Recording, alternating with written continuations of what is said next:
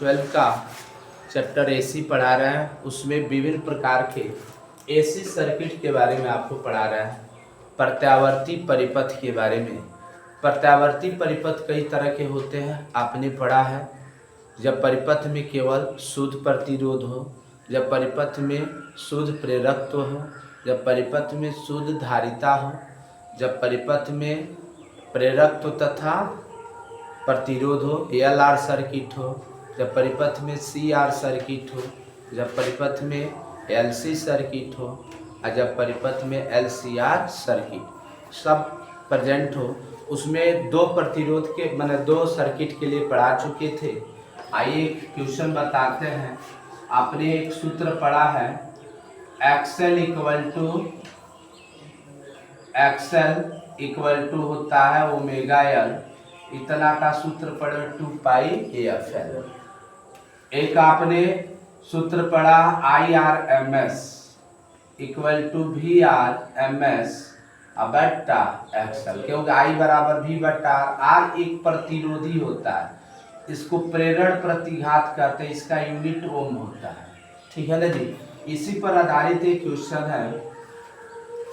एक परिपथ, एक प्रत्यावर्ती धारा परिपथ में अगर प्रत्यावर्ती धारा परिपथ को कितना ओम से जोड़ा गया है, बोलो जी। इसमें प्रत्यावर्ती धारा परिपथ में का प्रेरक तो दिया है 44 milli henry, 44 milli henry. L का मान दिया है 44 गुणे 10 की पावर माइनस 3 होता है, हेनरी होता है। मिली हेनरी को हेनरी में बदलने के लिए अब कितना फ्रीक्वेंसी दिया है जी, 50 हर्ट्ज का।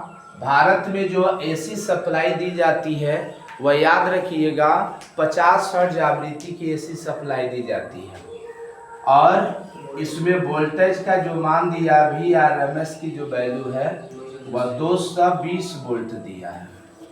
कितना वोल्ट, 220 वोल्ट। तो इसमें पहला नंबर पूछा एक्सेल का मान, एक्सेल यानी प्रेरण प्रतिघात पूछा है। तो एक्सेल इक्वल टू आपने क्या फार्मूला पढ़ा है, देखो X L equal to 2 pi F into L होता है 2 पाई का मान जानते हो 3.14 या 22/7। एफ की वैल्यू 50, एल की वैल्यू कितना है 44 इंटू 10 की पावर माइनस 3। देखो 50 दूना 100 हो जाएगा, 50 दूना 100, 3.414 गुणे 100 होगा, गुणे 44 गुणे 10 की पावर माइनस 3। जब इससे 44 से 100 से गुणा कराओगे तो ये 314 होगा, गुणे 44 10 की पावर माइनस 3। अगर एक्सेल का इससे वैल्यू निकालना, अगर गुणा करा दिया जाए तो ये कितना वैल्यू आ जाएगा एक्सेल। तो ध्यान रहे इसमें, अब गुणा करा दीजिए। तो अब गुणा कराएंगे 314 में 44 से, 4 चौको 16, 4 एकम 4, 1 5, 4 23 12, ये होगा 6 5 2 1, 6 6 5 11, 5 2 7, 2 1, यहाँ पर 8 हो जाएगा, 2 1 3 होगा, 1 होगा। अर्थात एक्सेल की जो वैल्यू आ गई 13,816 गुणा 10 की पावर माइनस 3। अब मात्रा क्या होता है, ओम होता है। अगर दशमलव के रूप में इधर कन्वर्ट करना चाहते 1.3816 इंटू 10 टू पावर 1 2 3 4, 4 प्लस दशमलव गया है तो ये होगा 1.3816 10 टू पावर 1 आ जाएगा, इतना ओम आ जाएगा इसका यूनिट। दूसरा नंबर इसमें पूछा है आई आर एम एस की value, I R M S यानी धारा का वर्ग माध्य मूल मान। I R M S equal to formula आपको पढ़ाया है, V R M S upon X L होता है। VRMS की वैल्यू कितना दिया है 220 अपान एक्सल की वैल्यू कितना दिया है, एक्सल का यही लिखो जिसे काटने में आसानी रहे, 314 गुणे 44 गुणे 10 की पावर -3।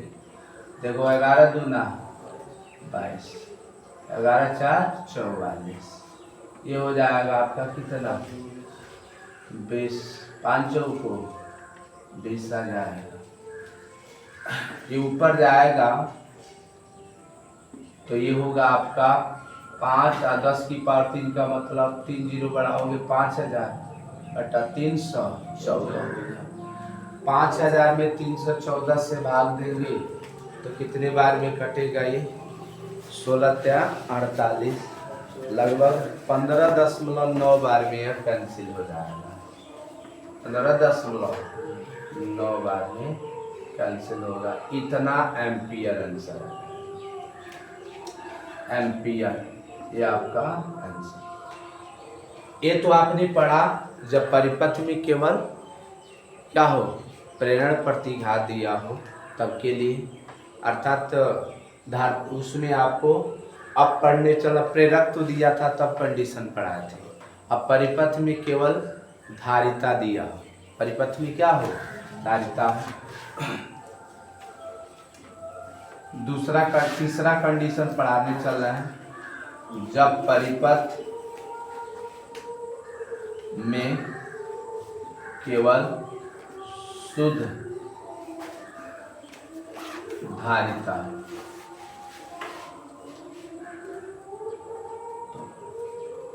इंग्लिश में लिख सकते हैं when content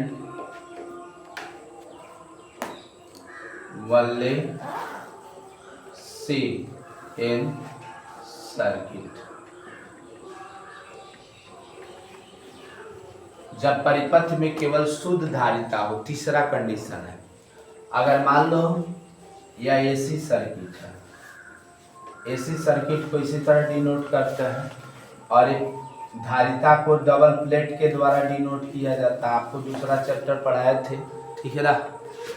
तो ये सी है, धारिता को कैसे डिनोट करते हैं, कैपेसिटेंस को सी से डिनोट करते हैं, ठीक है ना। जब परिपथ में केवल शुद्ध धारिता और ये V = V0 sin omega t, ठीक है ना। अगर इसमें जो आवेश प्रवाहित हो रहा है, इस पर जो आवेश की मात्रा वह कितना है Q है, और इस पर वोल्टेज कितना है V है। लिखोगे माना धारिता C पर आवेश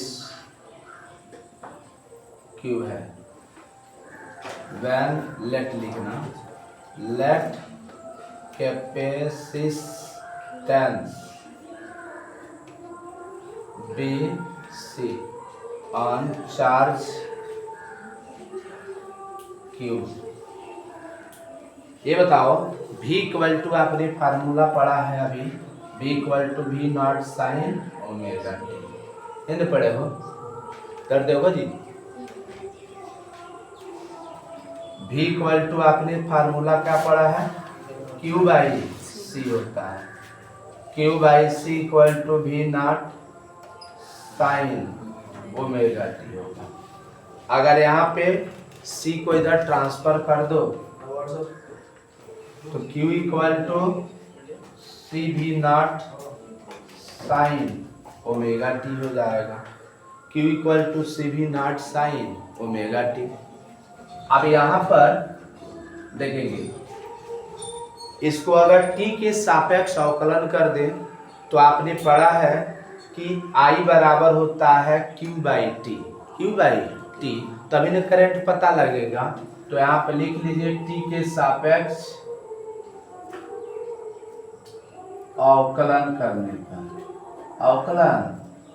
करने पर इंग्लिश में लिखना होगा तो differentiation with respect of t के सापेक्ष अवकलन करने पर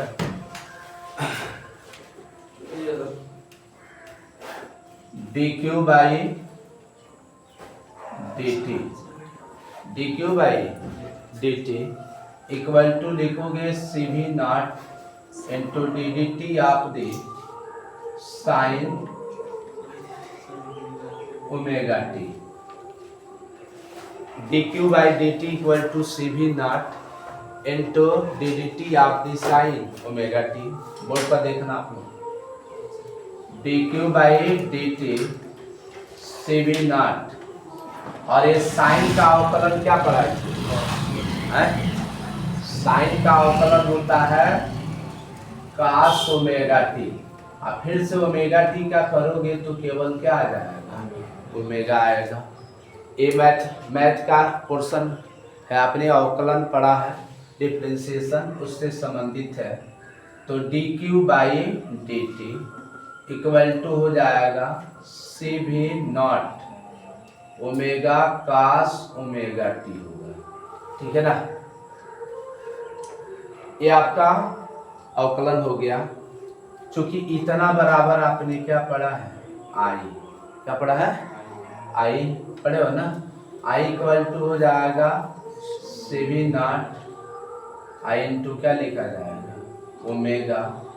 और इसको साइन में अगर कन्वर्ट करना हो तो आप लोग 10th में पढ़े हो, जैसे कास साइन 90 प्लस थीटा बराबर होता है कॉस थीटा। क्या होता है? तो यहाँ पर कास को अगर साइन में बदलना चाहते हो तो ओमेगा टी अब प्लस पाई बाई 2 लिख सकते हैं। पाई बाई 2 का मतलब होता है 90 डिग्री। पाई बाई 2 का मतलब क्या होता है? 90 डिग्री होगा। अगर इसको आई इक्वल टू अगर लिखना चाहो तो इसको लिखा जा सकता है we not upon 1/c omega लिख सकते हो, क्योंकि ये भाग में आएगा तो किस में बदल जाएगा? गुणा में। तभी ना इसको ऊपर ले जाओगे तो ये गुणा में कन्वर्ट कर सकते हैं। ये हो जाएगा आपका sine omega T plus pi by 2, ये आपका होगा। इतना बराबर आपने पढ़ा है I not. I not equal to हो जाएगा we not upon 1/c omega, ठीक है ना। और चूंकि आई बराबर भी बट्टा क्या होता है? आर होता है। आई बराबर भी बट्टा क्या होगा? आर होगा। इसमें इतना को हम एक्सी कहते हैं। क्या कहेंगे? एक्सी 1/c ओमेगा लिखोगे, क्या होगा? एक्सी होगा। एक्सी को हम क्या कहते हैं? जहां इंग्लिश में वेयर कहेंगे। एक्सी इक्वल टू प्रेरण, इसको धारतीय प्रतिघात कहते हैं। क्या कहते हैं? धारतीय प्रतिघात। इसको कैपेसिटेंस, इसको क्या कहते हैं? कैपेसिटेंस इंडक्टेंस के नाम से जानते हैं। इंग्लिश में इसको कैपेसिटी रिएक्टेंस, इसको क्या कहेंगे? रिएक्टेंस के नाम से जानते हैं। ये रहता है। यहाँ पर एक्सी क्या? ये एक प्रकार का प्रतिरोध होता है। इसका मात्रा क्या होता है? ओम होता है, ठीक है ना। यहाँ पर अगर इस सूत्र से क्या देख रहे हो कि जो धारा का मान देख रहा है यहाँ पे प्लस में आया है। उस दिन देखे थे कि माइनस में आया था, तो इसमें एसी जो करंट था वह 90 डिग्री पीछे से खींचा जा रहा था, और इसमें जो धारा और वोल्टेज के बीच में जो ग्राफ खींचा जाएगा वह 90 डिग्री आगे से खींचा जाएगा। देखिए इसके बीच में ग्राफ क्या होगा। अगर ये t को डिनोट कर रहा है टाइम को, और ये v एंड i को डिनोट कर रहा है, तो आप देखोगे इसमें क्या दिखाई दे रहा है? इसमें वोल्टेज जो अगर आप 0 से शुरू करते हैं वोल्टेज, तो इसमें जो करंट होगा वह 90 डिग्री अग्रगामी से शुरू होगा। कितने डिग्री से? 90 डिग्री अग्रगामी से शुरू होगा, यहाँ से ये आई नॉट से शुरू होता है, किससे? आई नॉट, और यहाँ से यहाँ तक ये वोल्टेज के शिखर मान को वी नॉट से डिनोट करता है। इसके लिए आप देखोगे अगर एक्सी और करंट के बीच में अगर ग्राफ खींचा जाए तो इसमें क्या देख रहा हूँ, इसमें वोल्टेज, इसके लिए ग्राफ कहाँ खींचे, यहाँ पर खींच दे रहे हैं। यहाँ पर अगर ये टी है, अगर ये भी और आई को डिनोट कर रहा है, किसको डिनोट कर रहा है? भी और आई को। तो यहाँ पर ये 90 डिग्री अग्रगामी है, ये वोल्टेज है, तो वोल्टेज का यहाँ पर शिखर जो वैल्यू होगी ये भी नॉट कहलाएगा, ठीक है ना, और ये कितना होगा? ओमेगा टी, और ये धारा का शिखर मान है, ये आई को डिनोट कर रहा है, एक दूसरे से 90 डिग्री पर होता है। इसमें आप नोट में लिखेंगे, क्या लिखेंगे कि जब परिपथ में केवल शुद्ध प्रतिरोध हो तो इस स्थिति के लिए प्रत्यावर्ती धारा का जो शिखर मान होता है वह वोल्टेज के शिखर मान से 90 डिग्री अग्रगामी होता है, आगे से शुरू होता है। और उसे में पढ़े थे जब यल था केवल, तो उसमें पढ़े थे कि प्रत्यावर्ती धारा का शिखर मान वोल्टेज के शिखर मान से 90 डिग्री पश्चगामी होता है, पीछे से शुरू होता है, और इसमें किससे शुरू होता है? आगे से शुरू होता है। ये बहुविकल्पी प्रश्न में कई बार आया हुआ क्वेश्चन है कि जब परिपथ में केवल शुद्ध धारिता हो तो वोल्टेज के शिखर मान और धारा के शिखर मान के बीच में कितना कालांतर होता है, तो क्या बताओगे? 90 डिग्री, यानी एसी परिपथ के लिए धारा का शिखर मान वोल्टेज के शिखर मान से क्या होता है? 90 डिग्री अग्रगामी होता है। मैं आशा करता हूँ कि ये कंडीशन आपको अच्छी तरह समझ में आया होगा। अगर समझ में नहीं आया हो तो कृपया मुझे कमेंट करें, अगर समझ में आया तो मेरे चैनल को सब्सक्राइब करें, वीडियो को लाइक करें और ज़्यादा से ज़्यादा दोस्तों के ग्रुप में शेयर करें। Thank you for watching.